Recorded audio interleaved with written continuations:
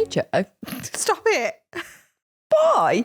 The reason I'm doing this hey is because you always laugh at me in real life situations. So I'm going to do it on the podcast. You pull a weird face, though. Hey. I'm going to call it a pesto face. No, I'm not pesto.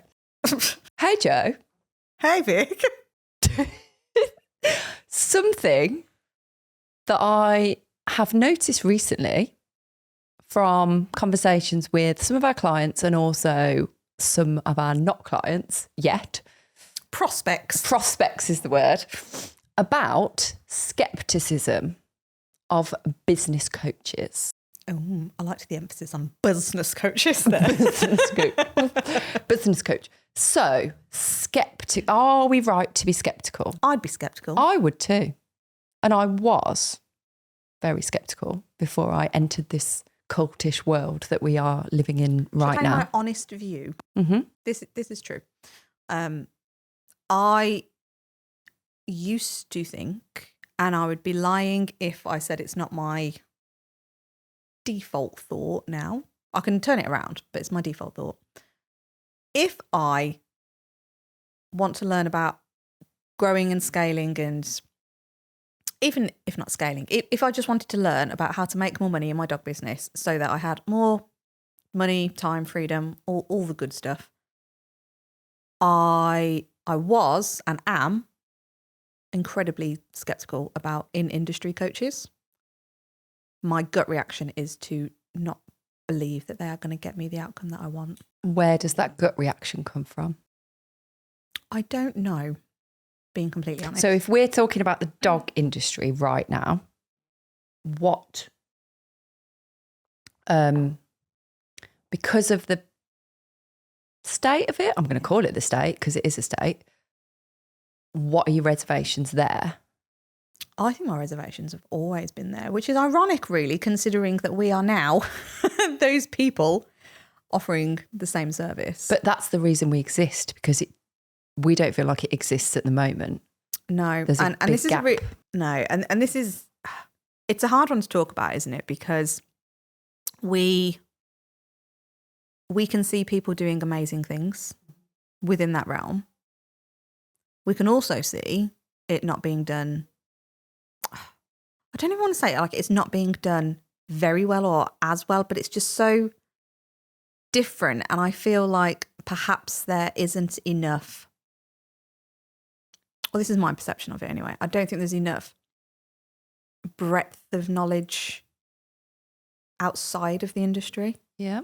To be able to really make a change. Does that make sense? Yeah. Yeah. So that's for me personally. Whenever I've looked at it, I thought, well, actually, if I'm really thinking about it, because I always really think about it on the podcast and I really think about it in day-to-day life, I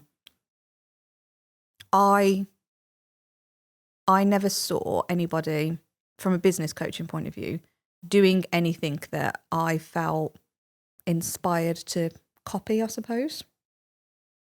I didn't feel inspired that whatever they were doing in the day job, let's call it, was going to impact me positively, unless I wanted to do the norm of what we feel are quite archaic service offerings. So I just couldn't wrap my head around it. So what enabled you then? And I'm asking you this because you were almost, I'm going to call you, and please don't let your head get that big. Oh. Almost going to call you a pioneer. Oh, here we go. What have I done? A pioneer of... I was expecting it to be a derogatory comment. Well, you are used to that more so, aren't you? But no, I feel credit where credit's due here, is that little pioneering Joe had the idea to go, so I'm learning from all these people outside the industry, that can definitely be applied to this industry. Because I do feel like there would be, and me for certain, without your guidance on this as well, I'd have really struggled to see the parallels there and see how, well, it's going to work in that industry, but it's not going to work in this industry, is it? Because this industry is so specific. This industry is so blah, blah, blah. And yeah, okay, it is in lots of ways. We are dealing with not just a person, we're dealing with a person and a creature. But a creature. I meant to say sentient being, and it never came out. So creature came out instead. Do you know? So there are. It is harder, if you like, for us to an extent, because we are dealing with more than one, like one customer. There are moving parts, basically, literally, aren't there? So 2 customers effectively. But so okay. So let me leave it at this question then for now. What enabled you to see that you could implement that into the dog industry where others couldn't probably see it? It's a good question, and one I'm not entirely sure I have an answer for without thinking about it, because I think for me, as a lot of you will probably know now, I am very much one for trying to think outside the box, or I'll try and do what's in the box first. And if it works, great. And if it doesn't, I get really twitchy about it. Oh, it doesn't feel right. And I need to sort this out. I need to fix it. I think I'm very much a fix it person. I would agree with that. Yeah, it's a bit of a detriment in some areas, but because sometimes the fix-its are quite big tasks. Yeah, and I think sometimes the fix-its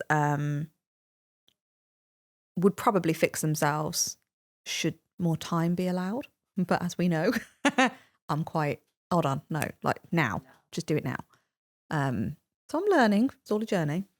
But I think for me, I tried the stuff that I was being taught to do by dog training mentors, by mimicking what others were doing around me. And actually at that time, some of those people around me, they did have incredibly successful businesses. So it did feel quite inspirational to me to be able to have that. However, the execution just didn't feel right for me, but I couldn't figure out what else to do.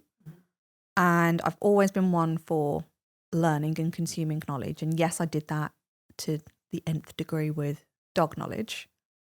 But I was also really interested in, I'm going to say business, but I think sometimes when you say business, like you think it's a really boring business book. Like even when I hear it, I'm like, I'm not sitting there reading on a step-by-step guide on how to build a business. Do you know what I mean? It's more about, I don't know, like people's journeys and people who have got multi 6-7-figure businesses. I just find it really interesting, and looking at the mindset and the journey. Coming over adversities, like overcoming adversities is quite a common thing in entrepreneurship as well, isn't it? Yeah, and I think it just really, I don't know, it's always been like an undercurrent within me to go, I just find it really interesting, but I've always struggled with your traditional business stuff. Like I studied business studies and that at school and at college, but it just wasn't floating my boat at all. I was like, I just can't connect the dots.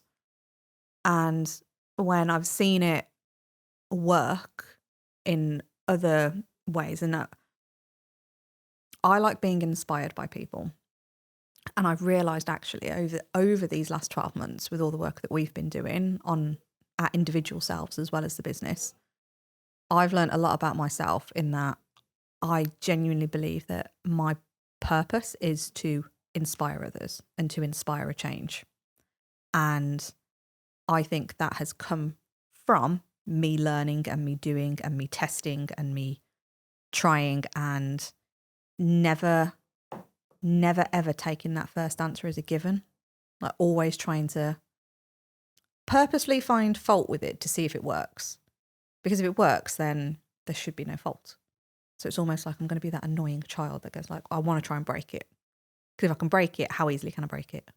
And try and build something that's robust around it. But just keep learning. And I think tying that in with the psychology of loving learning about dogs and really getting into the intricacies of how the brain works and all the pathways and all of that. Like I geek out on it so much that I'm like, if we're doing that for dogs, then who are dogs owned by?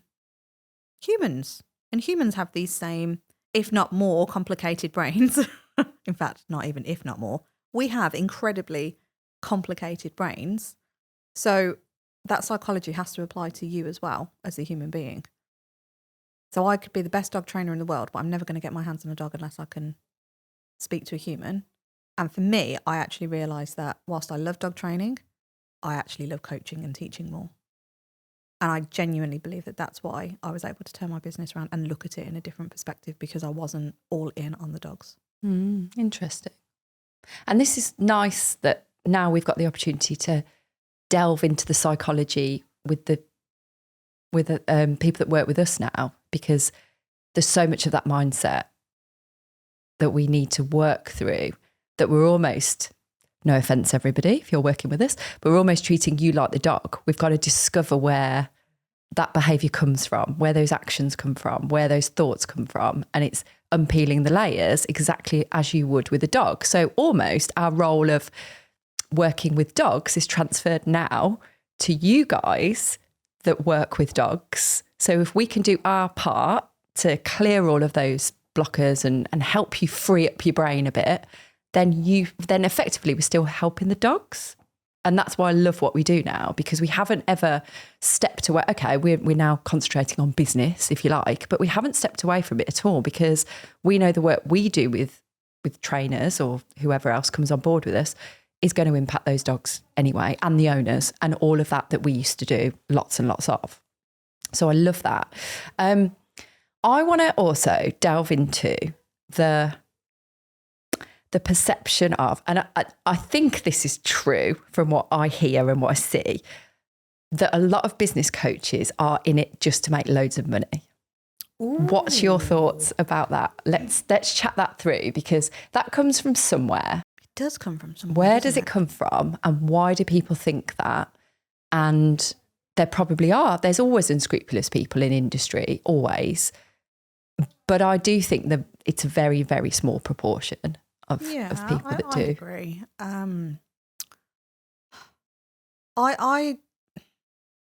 I think it comes back down to fear of the unknown.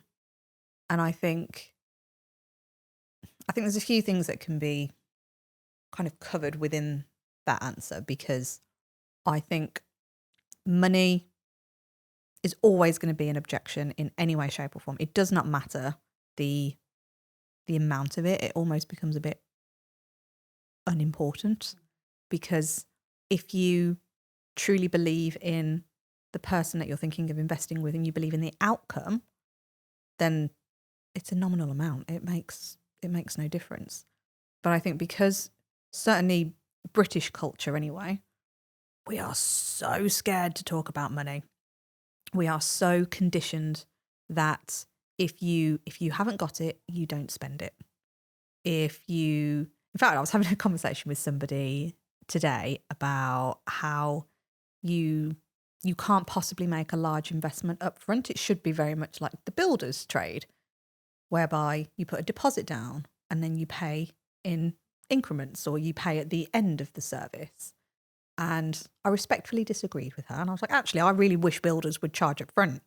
I wish they would put the full investment out up front and go, this is what it is. This is what you're going to get.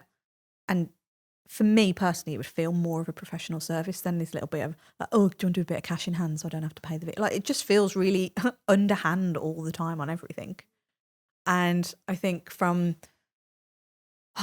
it's a really hard one to say from the dog training side of it, because I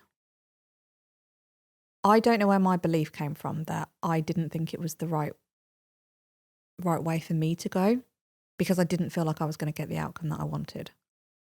But then on the flip side of that, more so since we've been doing this and more people are opening up to us with their experiences of other business coaches, it's interesting to me that some of the comments we've had back is that they've worked with people outside of the industry and they didn't get it. Like, the coaches just didn't get it at all. Mm-hmm. So therefore, it was ultimately a waste of money or a waste of time, or whichever value you're holding higher. And to me, I'm always critiquing every thought process and going, well, why did you choose them in the first place? What was the outcome that you believed you was going to get? How much time and effort, arguably, did both parties, so you and the coach, put into the sales process to truly understand one another? Because if you had all the information you deemed important, if they, the coach, fully understood what it was you were trying to achieve, then it should be a win-win if both parties feel like it's right. If the business coach is almost offering a bit of a cookie cutter approach, where it's like, no, you do this, and This is kind of what we've heard the most of. yeah. And I think it's a really hard one to try and articulate, because to a degree, there is an element of cookie cutter advice that, in my opinion, and our opinion, you have to follow to be able to have a solid foundation to your business. However, that doesn't mean that you can't put these little, and they only have to be tiny little nuances sometimes, don't they? Mm. So arguably, if I was thinking quite negatively about you guys who are listening now, there are some of you out there who are potentially, and I don't know, but you could be potentially thinking, well, if I work with Joe and Vicky, all they are going to tell me to do is have a long-term program and a high ticket price. That's it. Now, you wouldn't be wrong in that being one of our suggestions. However, what is high ticket? That in itself is a whole, well, there's loads of money mindset around that, because you could be incrementally increasing your prices from £50 to £100. That could be high ticket. You could be doing £1,000 program. That could be high ticket. You could be doing a £2,000. Like, do you know what I mean? There's so many variances of that. And again, long term, well, yes, it is our belief that the longer you can work with someone, the better, or at least look to retain them for longer, all with it being customer focused. However, if your business model doesn't suit that and that's not what you're looking for, then we have to look at it and tweak it and adapt it. And we go, right, okay, what's going on? If you've got, I don't know, like health commitments or health struggles where you're like, actually, it totally wipes me out several weeks, months of the month or year, we have to look at that. We can't just say, go and do this model and off you go. You have to really get into the nitty gritty of what it is you're trying to achieve. And I think it's a really long answer because I'm processing as you're as I'm talking. But I think back to the original question of business coaches are maybe in it for themselves, and I think that's an internal fear from somewhere. I don't think that's a widespread business coach specific thing. I think that's a very individual perception. Mm-hmm. But that individual perception does happen to be quite widely spread. Yeah. So it does come from somewhere, but I don't think it's necessarily something that's really obvious. I think it's so bespoke to each person. And it's another comment I heard was that they're popping up all over the place and people are jumping on the bandwagon because it sounds like an easy thing to do. That's what I've heard as well. Interesting. I wish it was easy. It's really not. No, it really isn't. I would agree in terms of I've seen more and more come up. However, it could also be, when you're looking for a new car. Yeah. Yes. Yeah. Because we keep seeing Defenders everywhere. We've put Defenders on our vision board to go, we want one and we want CBA 1 and 2 as the reg. But we can't have it. No, it's got to be longer. I know. I think it's got to be 1 something CBA or 2 something CBA. Yeah. But anyway, we'll sort that out when we get one. Because it will happen. It will happen. It's on the vision board. But yeah, exactly like that. So you've set your sights on something and then all of a sudden it's opened up everywhere. So I remember saying this to a friend who I had met earlier on in my dog training journey. And she became a really close friend, actually.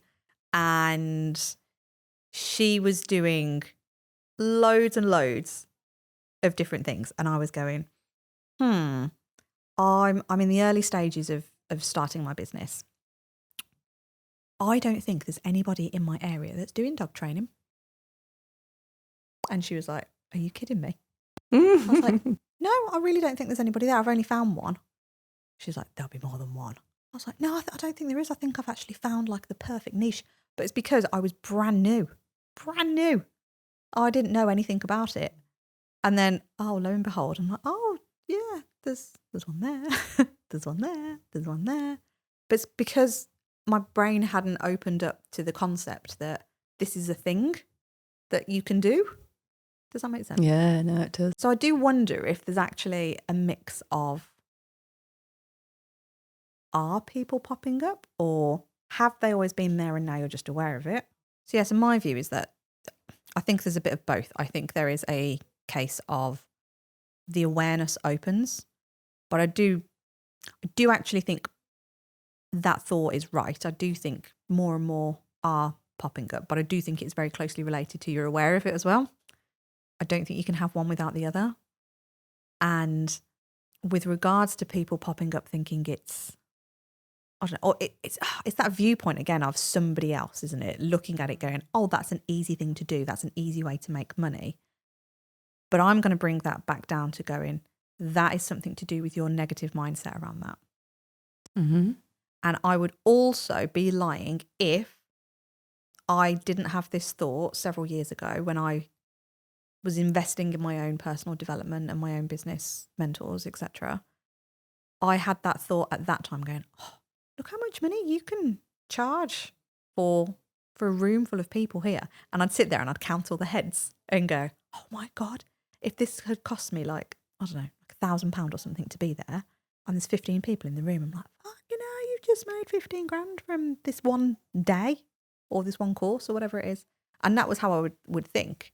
Like, oh, nobody would pay that for dog training though. I can't possibly make that much money. You imagine charging £1,000 for a dog owner to sit in a room and learn about dogs. And it's all negative mindsets, all negative. But that's almost like, when we get annoyed that someone thinks, like, even if we're charging a nominal amount that most people might charge, like 50 quid an hour or something. And if that ever gets questioned, it's like, do you realise it's not just me turning up and doing the session, it's the pre-work, it's the after work, it's the stuff I write up, it's the stuff I send you, it's the videos and it's exactly the same.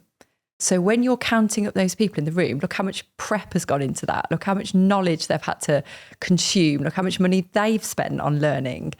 And we're just seeing that moment in time and going like that, they're making a shit ton of money here in this like 3 hours that we're sat in this room for, when actually, no, they're not. They're probably just earning. And in some cases with these events that we've learned about, we know that they barely break even sometimes because of the amount they put into it, the investments that go in. So it's that surface level thing. It's our brains going, oh, this is easy. No, it isn't. It's not. And because you're a dog trainer and it's not easy to be a dog trainer. So if we take a step back from that and just look at it through that kind of lens slightly differently, I think it will make you think a little bit as well. One step further on that, why do we care?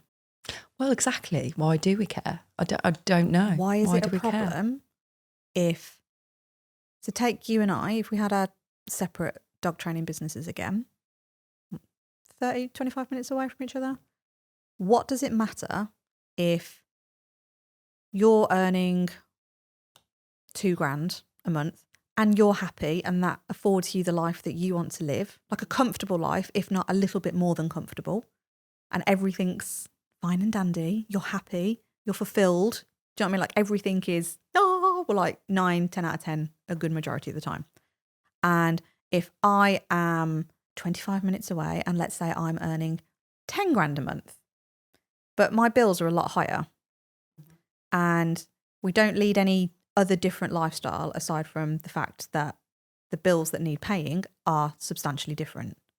So why and I know people would look at this, not just in industry, but everywhere, they would look at that and go, oh, well, the 10K earner is clearly much better off. Yeah. But actually you've got a much higher outgoing. So like you're not at all. You've got a complete, like your life must be absolutely fine if you're earning 10K and you're only earning 2K by comparison. But even in our example, I've got best part of £2,000 a month on childcare costs. So you don't have children, so you're not going to have that cost. So immediately it's not a direct comparable. And again, even if it was a direct comparable, even if we both compared it on, I don't know, like dog daycare, if we used it, you could be paying more than me just based on the service providers that are out there. So it doesn't matter, and it shouldn't matter, because everybody has got their own money goal that they want to achieve for whatever reason. And the reason shouldn't matter. It shouldn't matter if it's just to pay the bills, or if it's actually you want more from life and you want to go on luxury holidays and you want to do all this. And if a client is happy to pay you, as we've discussed with Ramel previously, if they're happy to pay you for that fair exchange of service for your value of money, who cares? Mm. So it does fascinate me. It really fascinates me, the mentality and the thought process that goes into critiquing the unknown so much and making it such a big thing. And I totally get the skepticism around business coaches, but I think it's because, again, look at the state of the industry at the moment, and as it has been for the last however many years anyway. Who you surround yourself with, you're going to start adopting their view. And if everybody else is talking negatively about something, you will start hearing those thoughts, and that will start seeping into your subconscious as well. And if you are hearing, I'm thinking about like my mum and dad now when they watch, these programs on like daytime TV and like Cowboy Builders and stuff like that. Yeah. There's more, but I can't think of the name of them. And that mentality creeps in of going like, oh, you're going to get got. You're going to get got, which is such a weird phrase, but it makes sense. Yeah. You're going to get got by this cowboy builder, because look at all these other people that this has happened to. That person invested with that business coach and it didn't do anything for them. Well, do you know the reasons why it didn't do anything for them? They said there wasn't very good. But you don't know the intricacies of it. But also, let's flip that into dog training. How many people have said it hadn't worked when they've worked with you? Beautiful. Yeah. I've had it. I know I've given that service or delivered that service to the best of my ability. And yet I've heard people say, well, that was no good. It didn't work for me. And I'm like, that's nothing on me. That is absolutely nothing on me. I've given you everything that I needed to. But, looking at this now with our latest lens, with all the work that we've been putting into ourselves over the last 12 months, we could critique ourselves on that now. Yeah. And go, okay, I've given you everything. However, I clearly didn't give... There was something missing from it. I didn't give you everything you needed. Emphasis on the you. Bold, italic it, underline it. You. So we didn't understand enough about you. And even like taking that down to... We've been really hot lately on trying to understand the best way that people learn. Like, is it through audio, visual, the kinesthetic stuff, like really leaning in on how somebody learns, like the disc profiling. The more you understand about people, you have to really work hard as a professional to be able to adopt and tweak your style to suit somebody else. Because you could be the best of the best, but so using that disc profile, me being quite a strong D, so that dominant characteristic of wanting results quickly but effectively, being nowhere near as risk adverse as I probably should be, that directness.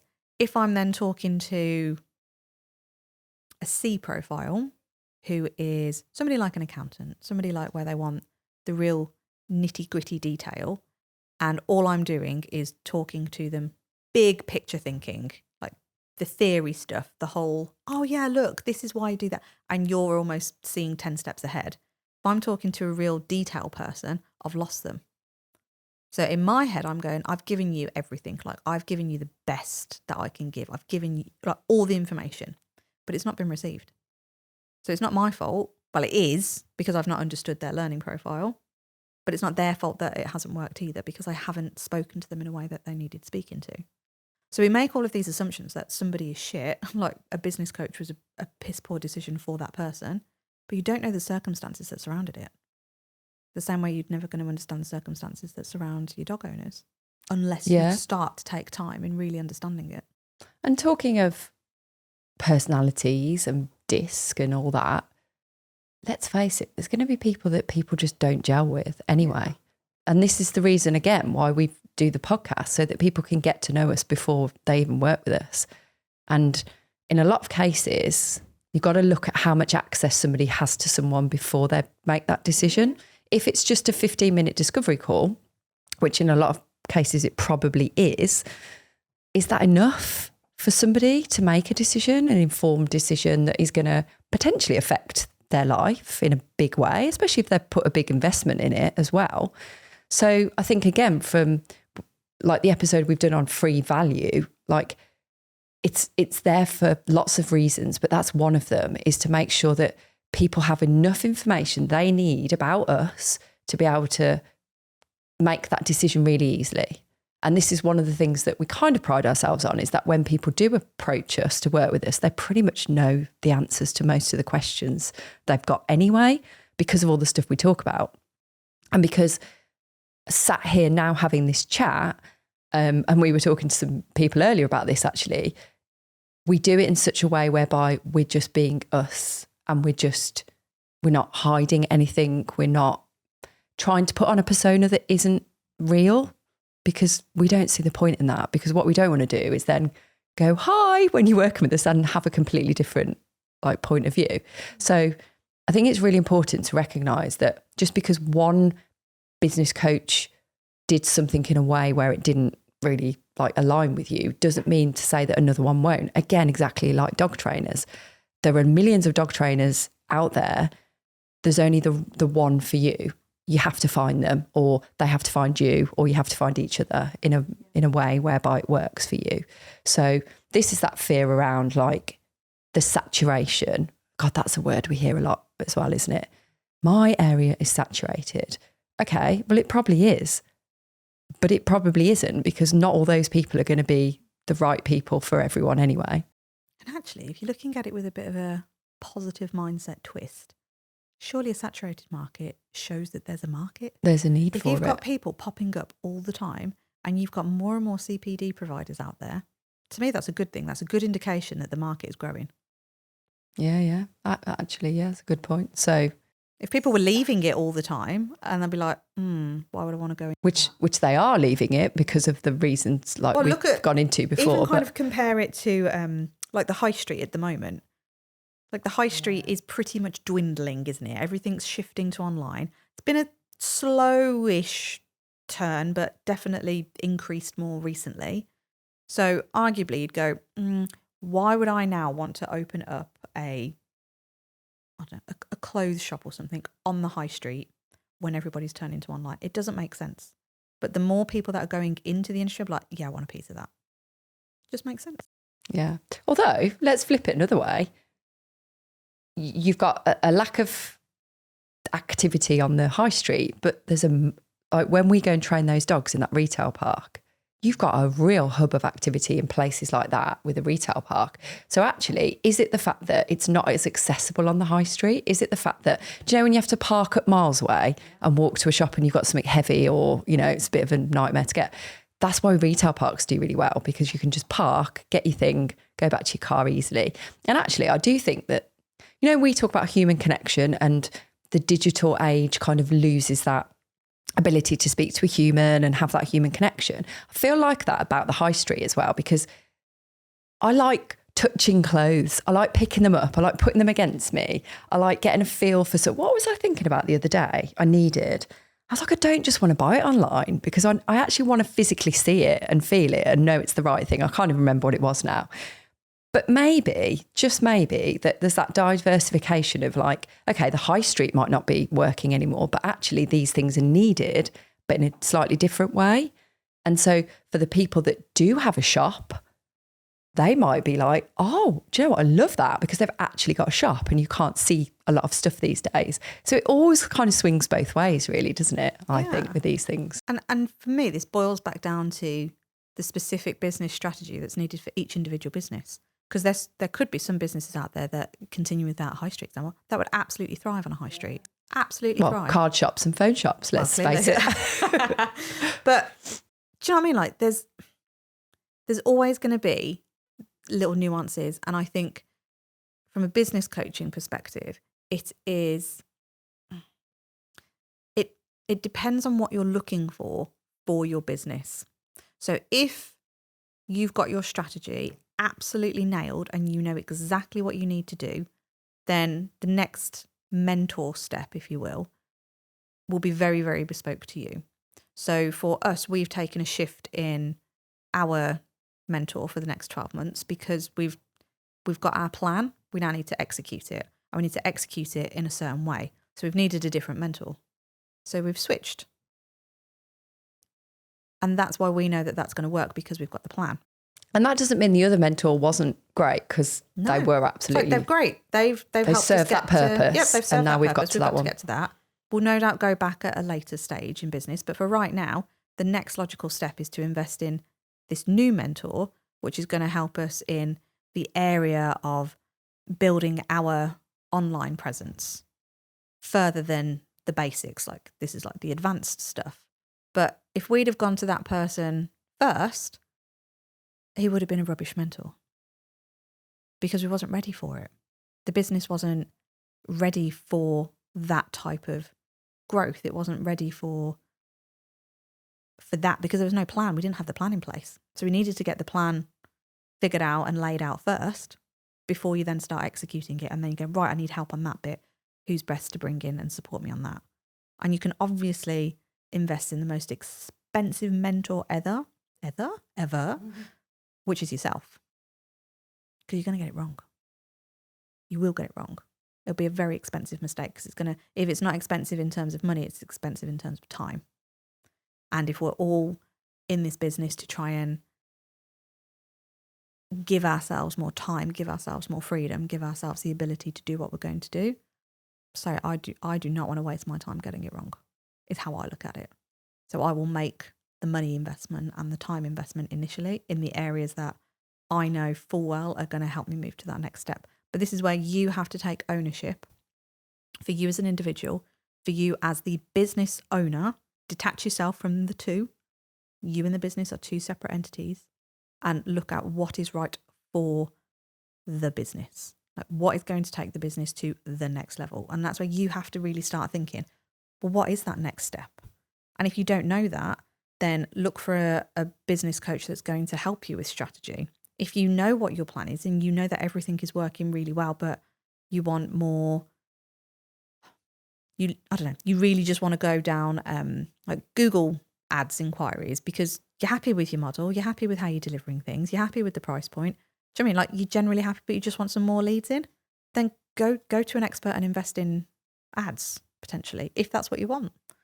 If you want to do more social media stuff, then go specifically on social media if everything else is working right. But if you haven't got that plan, then you need to find a coach that's going to do strategy. And hopefully a good strategist will be able to support you in all of those other areas as well. Now, there's an element of, arguably, you could say it's a bit of a jack of all, with the strategy being the core service, but that doesn't mean that the knowledge isn't there on all the other branches. But if you wanted to take it a bit more advanced, then yeah, go and find a specialist in that area. And there are strategists that just focus on one area of it and not the whole puzzle piece. Yeah. I couldn't do that personally. No, I don't think I could, because I'd want to get involved in the other bits as well. I'd be a bit bored. We really like getting into the nitty gritty of everything. So like stripping everything bare and going, right, why have you started your business? What do you mean why have I started my business? Because I want to work with dogs. Well, yeah, but what's it? And like really peeling those layers back. You're all onions out there. Yeah, a load of onions. Love it. But going on that journey to really figure it out. So we will outrightly say we are not the type of business coaches or strategists where we're going to give you a plan to execute. We're not going to go like, here's this, you go do, and then basically call on us when you get stuck. We are that blend of, I'm going to say like creative business strategy alongside some coaching, because I think without the coaching, the strategy doesn't work, because there's always going to be a block. So we have to unpeel what the block is. Like, what's your mindset? Why do you think that that's going to happen without the evidence? Or even if the evidence is there, is the evidence solid evidence? Like, think about it like a science experiment. Is it solid? If you was to critique it, there's going to be holes in it everywhere. So how can we do it again and test it? And going on that journey. So I think the skepticism potentially comes back to a lack of knowledge on both the individual and a lack of, I was going to say professionalism, but I don't mean it in a derogatory way. I mean it in a way of, I think we are pretty unusual in terms of how deep we go on really getting into somebody's mindset. And that's the main reason why I struggle to articulate easily what it is that we do, because there are so many aspects of it. Yeah, it's not business coaching. It's a bit of it. It's a branch. Yeah, but it's that whole. It's the core aspects of your business and really getting you to think about what it is that you want that next step to be, and really just moving that needle in such minuscule micro movements that sometimes it may not feel like you're doing anything, because the amount of brain power that's needed to help make decisions and to help unpick why there are blocks there. Because we've genuinely seen it, haven't we, whereby the business model hasn't been half bad. It's been like a few minor tweaks. I always imagine, like the old like mixing decks, or when you had to tune your radio in, just tweaking those knobs a little bit to go, oh, look, there we go. We've got some frequency there. Let's keep it there after those fine tune bits. And now let's implement it and then go, right, okay, so how did it go a bit off piste before? Like, what's the block? Why have we suddenly got all of this? Let's fine tune it, look at it again. And you're constantly just fine tuning it. And the thing is, if you are for me, I think the best business owners are the ones that are constantly reassessing. They're always looking at it, and they're always looking how they can better themselves personally. And I think that could be quite a controversial viewpoint, because if you are a hobby business whereby you're happy doing the dog thing on the side, or even if it's like a part-timey type gig, or again, you're totally happy with the money that you're earning, a bit pissed off with, but do you know what I mean? Like, if that pain level's relatively low, then arguably don't look for a business coach. If you're happy, you're happy. Don't let anybody tell you any different. If you feel like you want to change something and you feel like you can implement the odd bit, but on the whole you're happy, crack on. But if you feel like there's some really big gaping holes in your bucket and you're like, okay, now like something's got to change, then make the sensible investment and find somebody that is going to support your next steps. But yeah, I still keep coming back to, I think the skepticism really comes in from other people's views on it. And do you remember a post? Oh, I can't even remember when it was now. It was within the last couple of months. And I think it was meant to be a positive post about business coaches, but I didn't take it as one. And I think it was the whole concept behind, similar to what we've said previously, increase your fees, offer 3 services, and point everybody to the middle one. That's very common thought process around business coaching. But as we've hopefully just tried to explain a little bit, it's a lot more, there's a lot more intricacies that are involved in getting to that point, because that business model may not work for you. It may not be right for the business. And we're always looking at it as the business. We've said before, like some of the things that we've wanted to do in CBA, it's not right. So we haven't done it. That's because we're coaching each other through what's going to be right for the business, like totally detached. It's not what's right for us, it's what's right for the business. Absolutely. And then again, like everything, it always links back to what's the purpose, what's the mission, why are we doing what we're doing? And I think the bigger purpose. So if you're going back to that like money grabbing, like people are only doing it for money, if they've got no purpose and they've got no mission and vision and values, you could well see that might be the case. Oh, this is easy money, we'll make it. I don't think that's the case in a lot of those, by the way. But I suppose those, if the vision and mission and values are so strong, you should see them. Like you should straight away be almost hit round the face with them because they're that strong. And to me, that would be my reasoning to work with somebody, is to go, you know exactly what you're trying to achieve here, and you want to take other people with you and create the waves. That's what would pull me in. But if I didn't see that and I was like, it's a bit generic, it's a bit like nothing's really pulling, same as dog trainers though, nothing's really pulling out, pulling me in, sorry. That would kind of turn me off. So the stronger your core principles and goals and mission and everything is, that's going to show. And it should show. It should be so bloody clear for someone. And really that's that gut instinct thing, I think, that kind of comes out when you're hooked onto something like that, that's why I need to work with them, because that is really, really powerful. So whoever it is, if they don't have that, I'd be kind of questioning, any business owner really, if they're not having those really clear reasons why they do what they do, the difference they're trying to create, the results they're trying to give people, the outcomes they're trying to give people, like I would be, okay, that's not enough for me just because a few people are telling me you're good.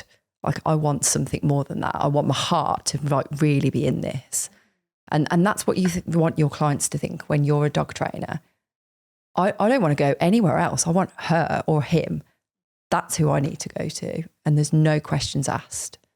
So all of this, I think when we talk about like business coaching, we're also easily crossing that over into your clients, what your clients think of you. So what you guys might think of us or other business coaches, this is exactly what your clients are thinking of you or your peers in the industry. So it's all relatable. Do you know, I never really realised it until we were having this conversation, just how much it's each individual's mindset that affects the perception of an industry. And then how that can just spread like a pandemic of negative thinking, and it's just out there. And it's so easy to get, because we're hardwired to lean in on the negative, aren't we? It's so easy to talk to anybody about something negative. So hard to have a conversation with someone about positive things. But even when you have a positive conversation, you have to put something negative in it. When someone compliments you and you're like, I do this a lot actually, because I get a lot of like secondhand clothes and stuff, and stuff like, oh, that's nice. I'm like, yeah, I got it from the charity shop. And it's like, why do I need to say that? Like no one would know that unless I actually told them. Yeah, thanks for the compliment, but I'm now going to like put myself down by saying it was really cheap. And yeah. Or I'm like, oh yeah, thanks. But no, I don't. Yeah, that as well. I don't agree. Yeah, I wish I did. No, you do. And sometimes like people do it to get more of a compliment, but in the most part, people aren't. They're like embarrassed by the fact that someone actually says something nice. So totally hardwired. What do you think then about business coaching? Because you obviously spent 14, 13 years on your Todd. Yeah. I just weren't on my radar. Wasn't anything. I don't think I'd ever heard of one before. That sounds ridiculous to say that. No. I'd so never. Like the car thing, as soon as you see one, you see them everywhere. No, definitely not in the dog industry. Never heard of anybody having business support in the dog, specifically, like unless it was a course that had a bit of business in it. Never heard of it ever. Yeah. And again, we've had this conversation before, but never thought to look outside the industry either. Why would I do that? Like everything comes from the dog industry. Why do I need to look outside? It won't be relatable. It won't be transferable. It won't cross into this industry. And I guess, I really guess it's, they want bigger things. Like if I did hear about it in another industry, it'd be like, they're another level of business to what I can create. So that isn't for me. That actually, I'm glad you've mentioned that. I think that is also a common thing, that a business coach should only be there if you are a, air quote, big business. And again, what what constitutes as a big business. Yeah. Is it a price bracket you're working towards? Is it a staff? How many staff you've got? Like what is it? Because I know and have been a one-man band doing a 90k, so just shy of 6-figure business by myself with support from a mentor. And then I've seen people that have loads of staff, like 150k turnover, let's say, but it's like bleeding everywhere. There's so many issues within. You got like the staff that are just not managed well, or because again, we don't know, like we're trying to do too many things in one. So that needs a different type of mentorship. So even though some of the outcomes might be the same, similar to dog training, like arguably there's only so many ways you can teach a dog to loose lead. Mm-hmm. Same with pick any other exercise. There's only so many ways you can teach them to do it. But you need to understand everything around it as to go, right, what's the best solution for that? And I may need to give you 2 or 3, and you may dip in and out of all of them. And you may end up with this one thing, but you've got to try it, you've got to tweak it, you've got to look at it. And when you're working with someone that truly understands what you are trying to achieve, then it's okay, because we wouldn't be doing a very good job as business coaches, strategists, life coaches. It covers so many things, doesn't it? But we would be crap at that if we were just saying, just do this thing that we've done, or that perception of maybe, oh, well, you were only a dog trainer, and if you're only doing one-to-one long-term programs, then you're not going to be able to help me because I do classes and I do agility, and maybe I'm a boarder, and maybe I'm this and maybe I'm that. But it's our job to go, well, let's look at everything, like every tiny little thing. It's like there's no stone unturned within that business. So looking at all of it and going, right, what needs to happen? When does it need to happen? What's that next logical step? But also, if you've got somebody with a smaller vision because they want that, they don't want anything big, the movement that you could create for somebody from where they are to where they want to be could be as big as somebody who is wanting the bigger vision. It's exactly the same. Like the progress for that one person who only wants the small business can be exactly the same in comparison to a bigger business anyway, because there might be so many struggles, like you've said, within that bigger business that all needs sorting first. And actually the needle doesn't move that much because you've got to sort that bit out first. And then, but actually it does make a big difference. But actually on the outside, someone looking in, they'd go, well, that's not much different. But inside, there's been so much untangling and raveling going on that it has made a big difference to them. So actually, like, it's all very dependent on the specific goals of the person and the steps that need to be taken to get them where they want to be. That's all we're kind of concerned about, really. So, and I do think that there is that stigma attached to any form of business coaching, that you need to be aspiring for big things. But you absolutely don't. You absolutely don't. No. If you, and I don't know how to word this without almost coming across as a little bit derogatory, because definitely not the intention. If you want a business that pays you a salary to pay your bills, whatever your bills are, whether that's, like we said, 2k, 5k, 10k, 20, I don't know, or 500 quid. If that's your goal, to live comfortably with those bills, but that's a really big achievement for you, that you can do that and it's less stressful and we can help you get there, then fantastic. Like, the business coach is there to support you on that journey. If you want to grow your business to, I don't know, like even a 50, 60, 70k turnover, but you're happy to do a lot more for that money, or likewise, you still don't want to do as much in terms of time commitment, but you still would like that, your desire is that higher salary. Well, okay, we need to figure out how we can make that happen.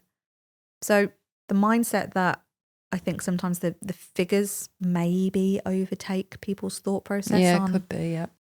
I would only need that support if I'm aspiring for high financial goals, potentially. Well, it's not, because whatever financial goal feels a stretch to you is still, do you know what I mean? It's still something that you're aspiring to. So it doesn't matter the actual figure. But back in the day, if I'd have known that it was achievable, that I could earn way more than I was, I'd have been in. I'd have absolutely been in way before, like 14 years before I did. Basically, I'd have been like, yeah, of course, because I just didn't think I was capable of earning that much money. But that's my own, like, I don't do dog training for money. But if someone had said to me, but you can do what you're doing in a better way, more efficient, helping people in a better way, getting better results for people, and you can earn a shit ton more money, would you like that? I'd be like, yeah, of course I would. Like, I say of course I would, but I would. But the next person might just be like, nah, I don't want that. I'm literally comfortable with what I've got. Okay, that's fine as well. And that's it. And each to their own with it. So, yeah, I just find it really interesting that there is so much skepticism about the business world. Because I do think a lot of it is down to the individual mindset of everybody. So what's your opinion then? Like, if it was never on your radar initially, when it did become on your radar, how do you feel now over the last couple of years then? Do you feel that there has been an increase in people popping up? No, I don't. I feel like it's that new car thing. I absolutely do. Yeah, I think so. Yeah. But again, like, even if people are popping up, is it a bad thing? Ultimately, well, yeah, it's a good thing. You have to figure out, where that negative mindset is coming from. If we're going, oh, well, people are popping up all the time, so it must be a money grab. Well, why does it have to be a money grab? We popped up. We wasn't a money grab. Mm-hmm. So where does that come from? That thought comes from somewhere. So this is where we have to go away and do that critiquing of ourselves, which is really hard, or allow for somebody to pull us up on it. And we are hoping, actually, for any of you listening, we are hoping that we will pull you up on these negative thoughts, because you need to be aware of them. And it's with no judgment. It is all about this self-development, this personal development journey that we're all going on, and we're trying to take you on as well. We have to be aware of how our thoughts are impacting our decisions. Yeah. Actually, one last thing that's popped into my head, actually. Now that I follow a lot of business mentors, coaches, whatever, I would say is the ones who appear, if they ever appear money grabbing, by the way, the ones which might lean towards that money grabbing are ones where they're really faceless.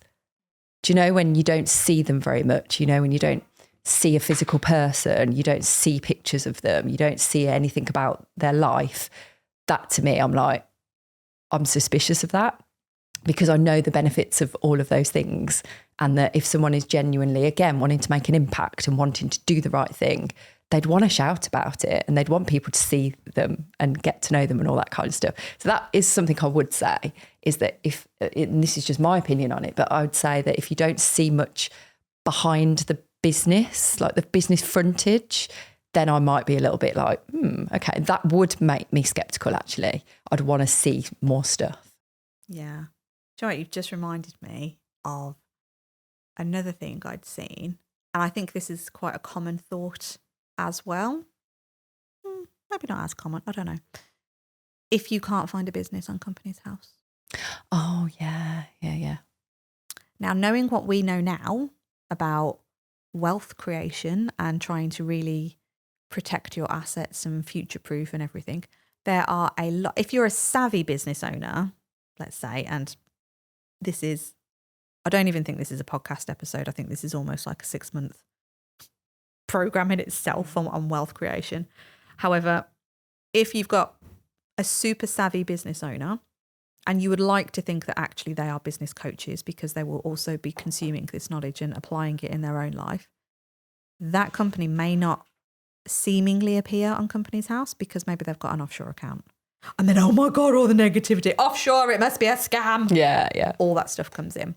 But Again, I'm not getting into Or maybe they've got a different business name. or a different business name. Yeah. All these things are like, well, actually, if someone's making it quite challenging to find you, it doesn't necessarily mean it's a bad thing. Yeah. It's a savvy business owner playing the game of, oh, I'm trying to be more tax efficient. Again, so much into it. But if your initial thought is scam, then we need to check in with ourselves again and go, where does that come from? I can already hear my mum in my head Yeah. with things like that. I'm going, no, not always. Sometimes, yes. But again, do that due diligence. I hate Yeah, I was going to say, do other checks then. If there's something like what I said about the Facebook account, if I'm not seeing much, I'd want to go somewhere else and see if I see it there. Maybe it is just that they're not great at showing much on. Let's go see Instagram. Let's go see their website. Let's go see Google. Like if we don't see anything anywhere, I'd be like, okay, that's not great. I don't know who the hell you are. I don't know anything about you at all. What is going to drive me to work with you? That's what my opinion would be. And I would possibly even take that one step further as well, that if you are genuinely considering working with someone, but you feel a little bit, I feel like it's the right decision, but I'm just not sure. If you ask that person, and you should be doing this in your actual day-to-day business as well, if your clients are feeling the same, well, offer to connect them with somebody that you're already working with so that they can have a conversation. Yeah. Like, it's never for you to try and get somebody. It's never for you to try and tell somebody that they have to work with you. Certainly shouldn't be a business coach's place, the same way it shouldn't be a dog trainer's place, to tell somebody that they have to work with you. And if they don't work with you, sometimes I've had some really poor experiences before where you feel almost guilt-tripped into doing something or made to feel like a failure, so you should do it. That's never a healthy position to start a working relationship from. No, actually, it got me thinking, the guilt trip thing, when you get people knock on the door and they're looking for money for charities. Yeah. Oh my God, I'm always guilt tripped there. I'm always sucked in. How much do you lie to them as well and tell them that you already signed up? Yeah. Yeah. Yeah, I've done that. They must know. Yeah. What bullshit. But I did feel good because when the Blue Cross ones come round, when I used to work for them, like, no, I work for Blue Cross, so I don't need to do I'm that. not lying this time. Genuinely. But no, ask to speak to somebody else that they're working with them.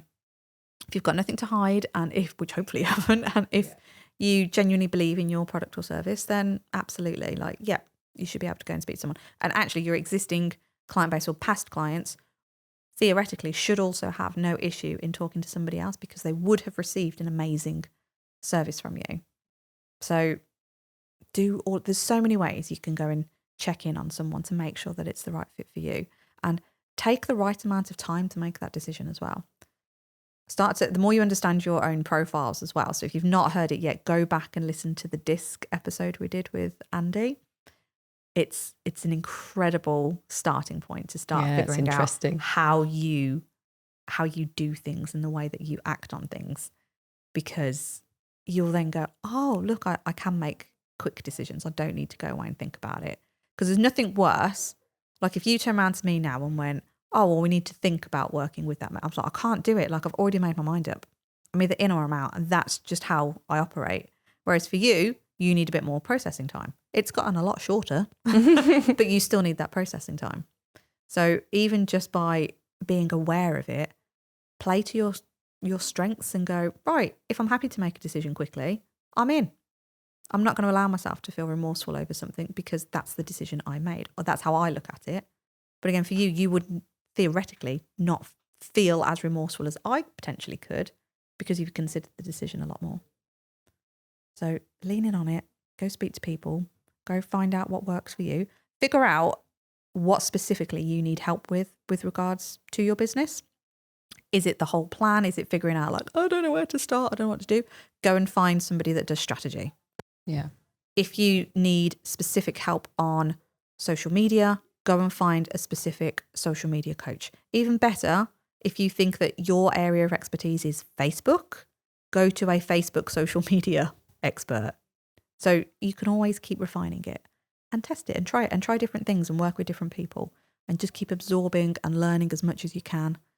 And we're always going to be here in this podcast, in your ears on a weekly basis. So we'll keep chucking this stuff at you as well. But try not to feel too skeptical.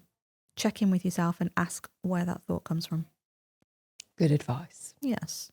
And actually, if this episode has piqued your interest and you are interested in learning more about the strategy, then please do go and check out our book, which is on Amazon, called Let's Talk Dog Business Strategy. Order it, read it, consume, and implement. And we'll catch you on the next episode.